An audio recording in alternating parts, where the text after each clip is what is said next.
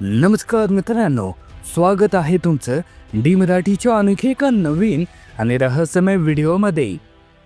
संत ज्ञानेश्वर आणि ज्ञानेश्वरी एक अलौकिक प्रवास. महाराष्ट्राच्या मातीला संतांची मोठी परंपरा लाभली आहे. या परंपरेतील दैत्यमान नक्षत्र म्हणजे संत ज्ञानेश्वर महाराज. ज्या काळात सामान्य माणसाला धर्माचे ज्ञान मिळणे कठीण झाले होते आणि संस्कृत भाषेच्या भिंतीमुळे ज्ञान केवळ काही लोकांपुरतेच मर्यादित होते, अशा काळात माऊलींनी प्रयुक्त मराठी भाषेत ज्ञानाचे दालन सर्वांसाठी खुले केले. ज्ञानाचा राजा म्हणून ओळखल्या जाणाऱ्या या महान संतांचा जीवनप्रवास आणि त्यांनी रचलेला ज्ञानेश्वरी हा केवळ एक इतिहास नसून तो मानवतेचा आणि भक्तीचा एक अमूल्य वारसा आहे. कुटुंब आणि बालपण. संत ज्ञानेश्वरांचा जन्म इसवी सन 1275च्या सुमारास पैठण जवळील आपेगाव येथे झाला. त्यांच्या वडिलांचे नाव विठ्ठलपंत कुलकर्णी आणि आईचे नाव रुक्मिणीबाई होते. विठ्ठलपंत हे मूळचे विरक्त वृत्तीचे होते. लग्नानंतर काही काळाने त्यांनी संन्यास घेतला आणि ते काशीला निघून गेले. परंतु त्यांच्या गुरूंना जेव्हा समजले की विठ्ठलपंतांना पत्नी आहे, तेव्हा त्यांनी त्यांना पुन्हा गृहस्थ आश्रमात परतण्याची आज्ञा दिली.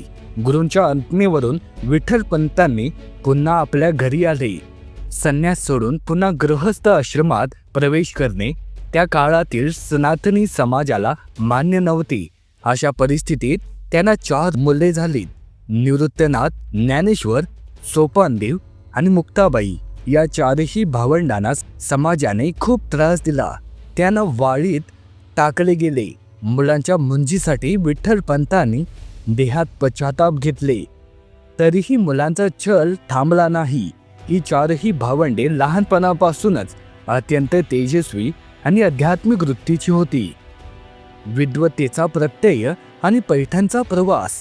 जेव्हा पैठणच्या धर्मशास्त्रांनी या मुलांच्या मुंजीला नकार दिला, तेव्हा ज्ञानेश्वरांनी आपल्या अफाट बुद्धिमत्तेची चुणूक दाखवली. एक प्रसंगी जेव्हा एका ब्राह्मणाने ज्ञानेश्वरांची थट्टा केली की तुझे नाव ज्ञानेश्वर आहे, तर या रेड्यालाही वेद बोलता येतील का? तेव्हा ज्ञानेश्वरांनी त्या रेड्याच्या मस्तकावर हात ठेवून आणि तो जिवंत रेडा स्पष्ट स्वरात वेद बोलून लागला. ही घटना पाहून पैठणचे पंडित थक्क झाले आणि त्यांनी या भावंडाचे मोठेपण मान्य केले. ज्ञानेश्वरांची निर्मिती. ज्ञानेश्वर महाराज अवघ्या 15-16 वर्षाचे असताना त्यांनी अहमदनगर जिल्ह्यातील नेवासा येथे मोहिनीराज मंदिरात बसून ज्ञानेश्वरी या ग्रंथाची रचना केली. भगवद्गीता ही मूळ संस्कृतमध्ये होती, जी सर्वसामान्यांना समजत नव्हती. ज्ञानेश्वरांचे थोरले बंधू निवृत्तनाथ यांनी त्यांना आज्ञा केली की गीता मराठीमध्ये सामान्य लोकांसाठी उपलब्ध करावी. या आज्ञेचे पालन करता ज्ञानेश्वरांनी ओविबद्ध स्वरूपात गीतेवर भाष्य केले. या ग्रंथाचे मूळ नाव भावार्थ दीपिका असे आहे, परंतु तो ज्ञानेश्वरी याच नावाने प्रसिद्ध झाला. यामध्ये 18 अध्याय आणि सुमारे 9000 ओव्या आहेत. ज्ञानेश्वरांनी या ग्रंथात वापरलेली भाषा इतकी सरळ आणि रसाळ आहे की माझा मराठीची बोलू कौतुके, परी अमृतेही पैजा जिंके, असे त्यांनी अभिमानाने म्हटले आहे. ज्ञानेश्वरांचे महत्त्व. ज्ञानेश्वरी हा केवळ धार्मिक ग्रंथ नाही, तर तो एक जीवन जगण्याचा मार्ग आहे. या ग्रंथामध्ये भक्ती, ज्ञान, कर्म आणि वैराग्य याचा सुरेख संगम पाहायला मिळतो. ज्ञानेश्वरांनी क्लिच्छ तत्वज्ञान अत्यंत साध्या आणि सुंदर उपमा वापरून स्पष्ट केले आहे. उदाहरणादाखल, ज्याप्रमाणे सूर्य सर्वांना प्रकाश देतो, त्याचप्रमाणे ईश्वरांचे प्रेम सर्वांसाठी समान असते, हे त्यांनी पटवून दिले. ज्ञानेश्वरांच्या शेवटी ज्ञानेश्वरी संपूर्ण विश्वाच्या कल्याणासाठी पसायदान मागितले आहे. आता विश्वासमदेवे एवे वाणिक्ष तोसावे या पसायदानातून त्यांनी विश्वबंधूंची भावना स्पष्ट होते.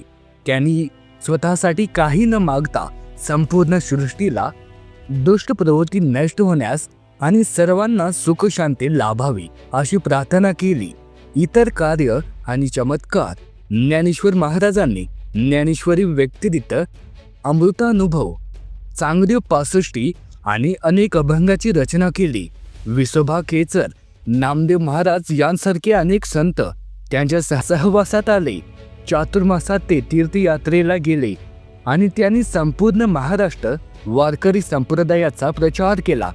एक प्रसिद्ध कथा अशी आहे की 1400 वर्षे जगलेला योगी चांगदेव महाराज जेव्हा वाघावर बसून आणि हातात सापाचा चाबूक घेऊन ज्ञानेश्वरांना भेटायला आले, तेव्हा ज्ञानेश्वर महाराज आपल्या भावंडासह भिंतीवर बसले होते. चांगदेवाचा अहंकार पाहून ज्ञानेश्वरांनी त्या निर्जीव भिंतीलाच चालण्याची आज्ञा दिली आणि ती भिंत चालू लागली. हे पाहून चांगदेवांचा ग्रह हरण झाला आणि ते ज्ञानेश्वरांना शरण आले. संजीवनी समाधी. आपले अवतार कार्य पूर्ण झाले आहे असे वाटल्यावर अवघ्या 21व्या वर्षी ज्ञानेश्वर महाराजांनी संजीवनी समाधी घेण्याचा निर्णय घेतला. कार्तिक वद्य त्रयोदशीला इसवी सन 1296 आळंदी येथे इंद्रायणी नदीच्या काठावर त्याने समाधी घेतली. त्यावेळी त्यांची सर्व भावंडे आणि संत नामदेव उपस्थित होते. आजही आळंदी हे वारकरी संप्रदायाचे सर्वात मोठे तीर्थक्षेत्र मानले जाते. संत ज्ञानेश्वर महाराज माऊली आहेत. आईप्रमाणे त्यांनी संपूर्ण जगाला मायेचा आणि ज्ञानाचा हात दिला. त्यांनी प्रस्थापित केलेल्या वारकरी संप्रदायाची पताका आजही दौलाने फडकत आहे. ज्ञानेश्वरी हा ग्रंथ आजही घराघरात वाचला जातो आणि तो माणसाला माणुसकीचा शिकवण देतो. ज्ञानेश्वर महाराजांनी दाखवलेला हा भक्तीचा आणि ज्ञानाचा मार्ग पिढ्यानपिढ्या मानवाला प्रेरणा देत राहील. हा व्हिडिओ आवडला असेल तर लाईक करा. चॅनलवर नवीन असाल तर सबस्क्राईब करा. भेटूया पुढच्या व्हिडिओमध्ये. तोपर्यंत धन्यवाद.